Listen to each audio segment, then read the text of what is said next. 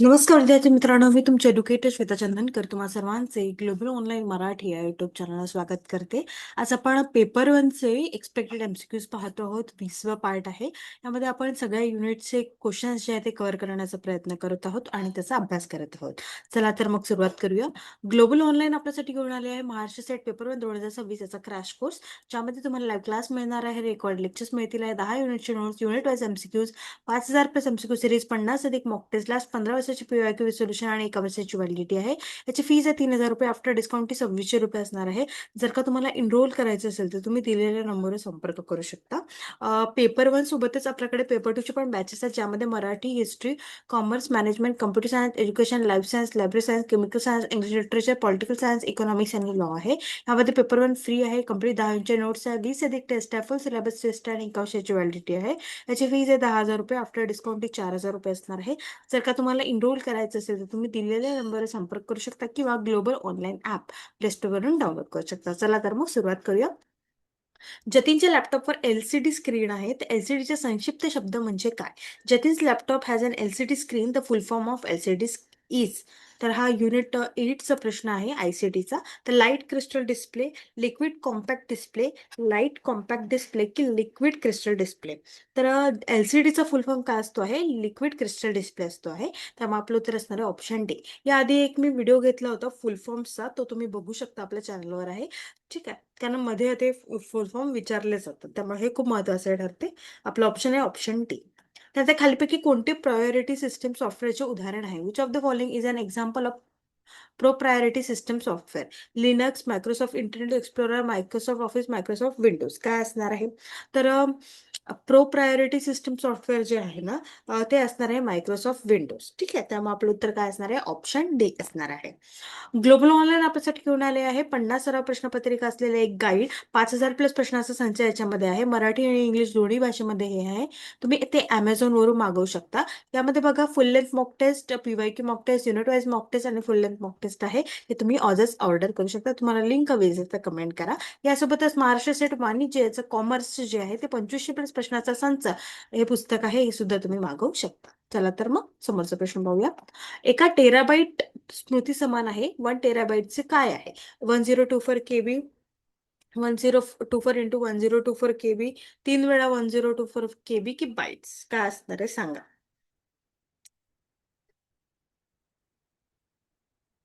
आणि हा आयसीटीचा प्रश्न आहे, युनिट 8चा. ओके, तर आपल्या सगळ्यांना माहित आहे, एक मिनिट मी इथे लिहून देते. 1 bit is equal to binary digit. Okay, नंतर 8 bit is equal to 1 byte. त्यानंतर 1024 byte is equal to 1 KB.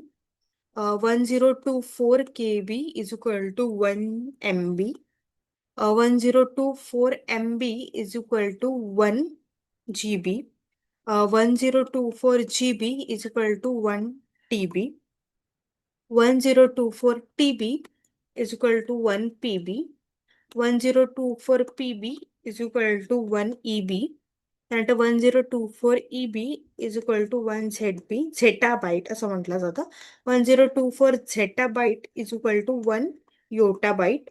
आणि 1024 योटाबाईट इज इक्वल टू 1 BB, ब्रोंटोबाईट. आणि 1024 ब्रोंटोबाईट इज इक्वल टू 1 जिओबाईट. ठीक आहे, तर अशा पद्धतीने ते आहे आणि इथे आपलं उत्तर असणार आहे ऑप्शन सी. Okay, yes. समोरचा प्रश्न आहे, खालीपैकी कोणत्या रॅम बद्दल खरे नाहीये? Which of the following is a not true about RAM? Unit 8चा प्रश्न आहे आयसीटीचा. रॅम हे तात्पुरते स्टोरेज आहे. रॅम हार्ड डिस्क स्टोरेज प्रमाणाचे आहे. रॅम अस्थिर आहे. आपला संगणक बंद करता तेव्हा रॅम मध्ये संग्रहित माहिती गेलेली असते. RAM is temporary storage area. RAM is the same as hard disk storage. RAM is volatile. The information stored in a RAM is a lost when your turn off. तर रॅम बद्दल कोणते खरे नाहीये? तर रॅम हा hard डिस्कचा disk स्टोरेजच्या प्रमाणे आहे, ते खरे नाहीये. त्यामुळे आपलं उत्तर काय असणार आहे? ऑप्शन बी असणार आहे. ओके, वेब पृष्ठ पत्त्याचे नाव काय? What is the name of web page address? Directory, protocol, URL, domain. तर वेब पृष्ठ पत्त्याचे जे नाव असते ते काय असते? ते असते URL. ठीक आहे, तर URL जे आहे ना, युनिफॉर्म रिसोर्स लोकेटर. त्याचा फुल फॉर्म हा आहे युनिफॉर्म रिसोर्स लोकेटर. ओके. आणि इंटरनेटवर उपलब्ध असलेल्या कोणत्याही वेब पेज, इमेज, व्हिडिओ, फाईलचा विशिष्ट पत्ता यासाठी URL वापरली जाते. त्यामुळे आपलं उत्तर काय असणार आहे? ऑप्शन सी असणार आहे. ठीक आहे.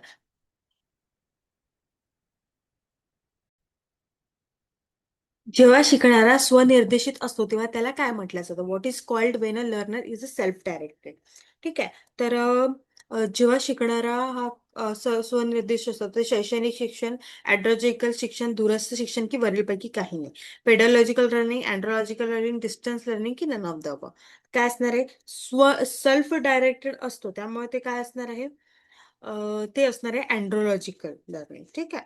म्हणजे सेल्फ डायरेक्टेड राहिलं तर ते काय होतं? अँड्रोलॉजिकल होतं. ओके. प्रौढ व स्वनिर्देशित शिक्षणाचे शास्त्र. त्यामुळे आपलं उत्तर काय असणार आहे? ऑप्शन बी असणार आहे. युनिट 1चा हा प्रश्न आहे टीचिंग ऍप्टिट्यूडचा. ओके. हे कोण म्हणाले? शिक्षण हे मानवनिर्मित आहे, त्यातूनच चारित्र्य घडते, मनाची ताकद वाढते, बुद्धीचा विस्तार होतो आणि ज्याच्या बळावर माणूस घडतो. Who said education is man making? It is through this that character is shaped, mental strength increases, and the intellect expand, forming the very foundation upon which person is built. Swami Vivekananda, Gurudev Rabindranath Tagore, Swami Dayanand Saraswati की यापैकी कोणीही नाही. तर स्वामी विवेकानंद यांनी हे म्हटलेलं आहे. त्यामुळे आपलं उत्तर काय असणार आहे? ऑप्शन ए असणार आहे. ठीक आहे. नंतर पुढीलपैकी कोणत्या शिक्षणाचे मुख्य उद्दिष्ट हे आहे? अभ्यासक्रमाशी संबंधित माहिती देणे, विद्यार्थ्यांना परीक्षेसाठी तयार करणे, विद्यार्थ्यांना नोकऱ्या मिळवण्यात मदत करणे, विद्यार्थ्यांची विचार क्षमता विकसित करणे. Which of the following is a primarily object of education? Providing information related to the curriculum, preparing student for examination, helping student secure job, the developing student thinking ability. काय असणार आहे? तर यामध्ये जे आहे ना, विद्यार्थ्यांची विचार क्षमता विकसित करणं हे मेन मोटिव्ह असणार आहे. त्यामुळे आपलं उत्तर काय आहे? ऑप्शन डी असणार आहे. युनिट 1 टीचिंग अप्टिट्यूडचा हा प्रश्न आहे. ओके.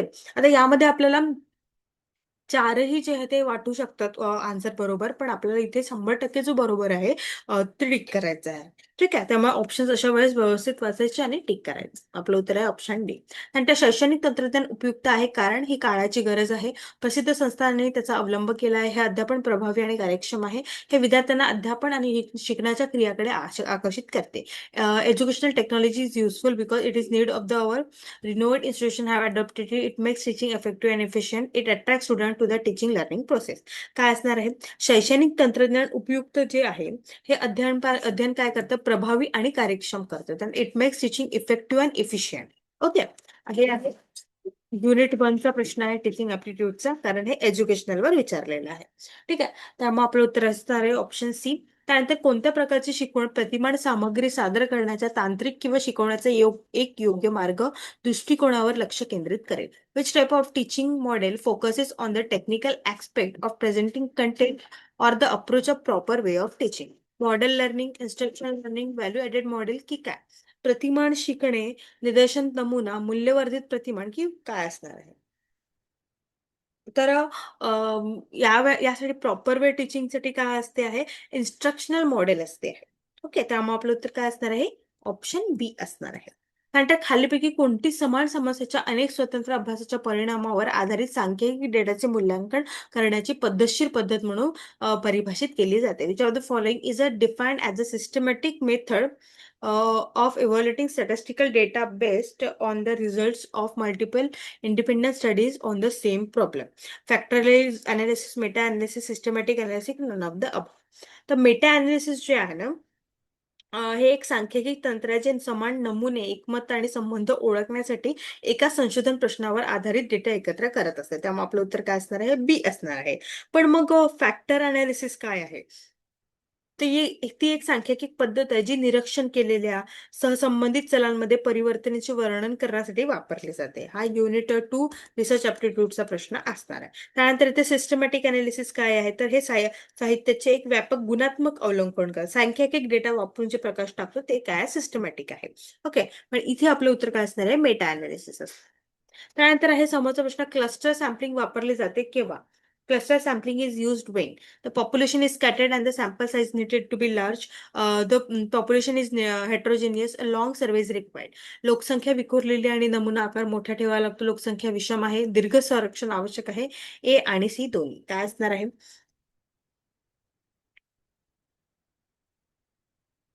चला सांगा बघू काय असणार आहे क्लस्टर सॅम्पलिंग.